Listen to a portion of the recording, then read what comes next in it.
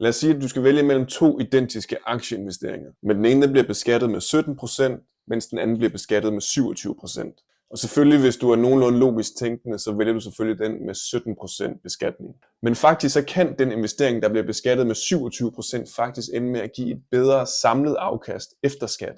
Og hvordan det lige præcis skal lade sig gøre, jamen det viser jeg dig her i videoen. Og man kan sige, at grundlaget for det her emne, jamen det tager egentlig udgangspunkt i, at aktier i Danmark bliver beskattet forskelligt alt efter hvilket depot du benytter dig af. Og når man taler om aktieinvestering for frie midler, så omhandler det typisk aktiesparekontoen og det almindelige aktiedepot. Og umiddelbart på overfladen, der ser aktiesparekontoen jo faktisk ud som den klare vinder. Her betaler du nemlig kun 17% i skat, hvor du på det almindelige aktiedepot betaler henholdsvis 27 eller 42% i skat. Alt efter om du er over eller under progressionsgrænsen. Men hvis du har en lang investeringshorisont, så er der faktisk én ting, der gør en ret stor forskel i, om den ene eller den anden konto er den bedste at investere ud fra. Og det er måden, de bliver beskattet på. Aktiesparekontoen, den bliver lagerbeskattet. Det vil sige, at du bliver beskattet hvert år, også på den urealiserede gevinst, du har. Hvor det almindelige depot, det er realisationsbeskattet. Det vil sige, at du først bliver beskattet, når du sælger og får realiseret din gevinst. Og under de rigtige omstændigheder, så er det altså den her forskel, der kan vende op og ned på, hvor godt dit afkast det bliver. Så hvis vi lige skal forklare det helt basalt, så betyder lagerbeskatning, at hvert år der kigger skat på din konto den 31. december og siger, nå, men dine aktier de er steget 8% i værdi i år, fint nok, så skal du betale 17% af den gevinst, uanset om du har solgt den eller ej. Så for eksempel, hvis du investerer 10.000 kroner, og du efter et år har fået et 8% afkast, så skal du altså betale 17% af de her 800 kroner, også selvom du egentlig ikke har solgt dem endnu. Så de 136 kroner, du betaler i skat, jamen de kan altså ikke arbejde for dig næste år.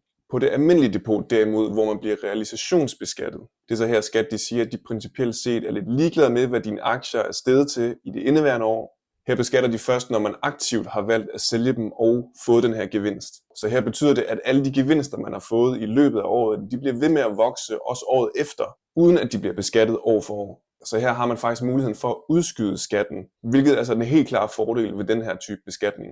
Så hvis vi her tager det samme eksempel, jamen der vil du ikke betale noget skat af din gevinst det første år, så længe du ikke har solgt den. Så de 136 kroner bliver altså ved med at arbejde for dig, og de genererer så deres egne gevinster året efter. Og de gevinster genererer så nogle gevinster året efter, og det akkumulerer sig så over tid og giver et potentielt mere afkast. Så hvis vi skal prøve at tage et praktisk eksempel på, hvordan forskellen den kan udspille sig. Så lad os sige, at man investerer 10.000 kroner i aktier, man kommer ikke med flere indbetalinger, man får 8% i afkast, og man får ikke noget udbytte. Der kan vi så se, at efter 10 år, der vil aktiesparekontoen altså give det bedste samlede afkast. Altså cirka de her 500-600 kroner mere efter skat. Men efter de her cirka 16, 17, 18 år, jamen der vil det faktisk være det almindelige aktiesparedepot, der vil være den bedste løsning i forhold til at maksimere sit nettoafkast. Og den forskel, den stiger, når vi går op til 25 og 30 års horisont. Så til slut, efter 30 år, der vil man faktisk have lavet et merafkast på 7.355 kroner efter skat. Så selvom skatten egentlig er 10 procentpoint højere på det almindelige depot, så ender det faktisk med et næsten 11% merafkast ved at investere på det almindelige aktiedepot. Og det er som sagt fordi, at man får den her renteeffekt ved at kunne udskyde skatten. Og det tager lang tid, men på sigt der vil det altså generere et større merafkast. Når det så er sagt, så er det ikke fordi det her er en universel sandhed. Det fungerer kun under visse omstændigheder. Og hvis du oversætter dem, så kan du faktisk komme til at ende med at betale mere i skat og ikke mindre. Og det første forbehold, du skal have dig for øje, det er progressionsgrænsen. For som udgangspunkt gør det her så kun gældende, hvis din aktieindkomst den samlet set er under progressionsgrænsen på de her knap 80.000 kroner. Så tjener du mere end det på et år, så vil din aktieskat gå fra at være 27% til de her 42%. Og så ryger hele fordelen ved det. Medmindre du har mulighed for at sprede din salg over flere år. For eksempel sælge for 78.000 i gevinst et år, og så det næste kalenderår sælge for 79.000 mere. Så vil du altså også her ende op med en samlet skat på 27%, fordi det er i forskellige kalenderår, at gevinsten er blevet realiseret. Så er der også et forbehold i forhold til udbytte. Fordi udbytte kan være med til at vanskeliggøre den her strategi.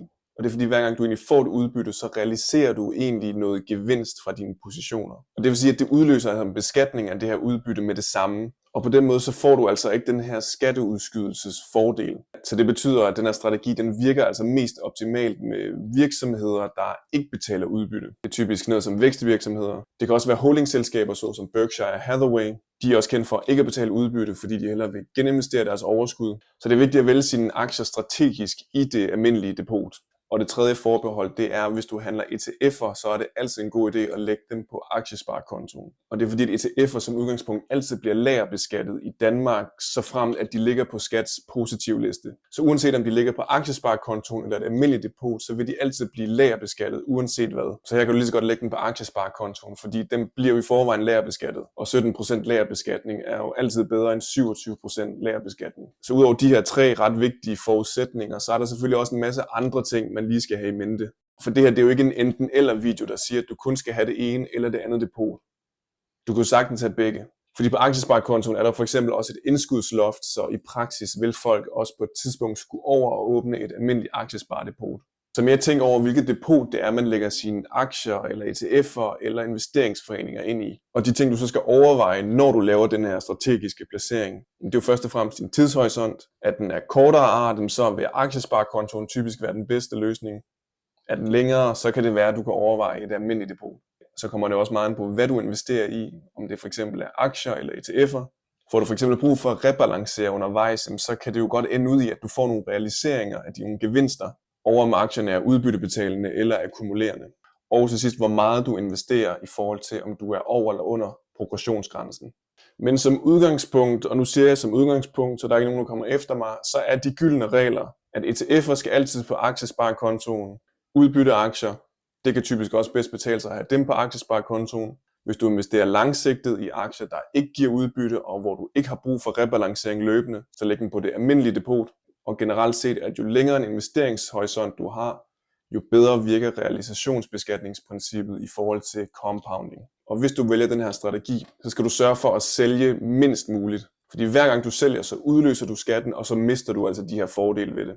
Så tænk på det som en køb og glem investering. Så det var det. Jeg håber, at I er blevet en lille bitte smule klogere. Hvis videoen her den hjælper dig, så må du meget gerne give den et like og eventuelt subscribe til min kanal. Hej hej.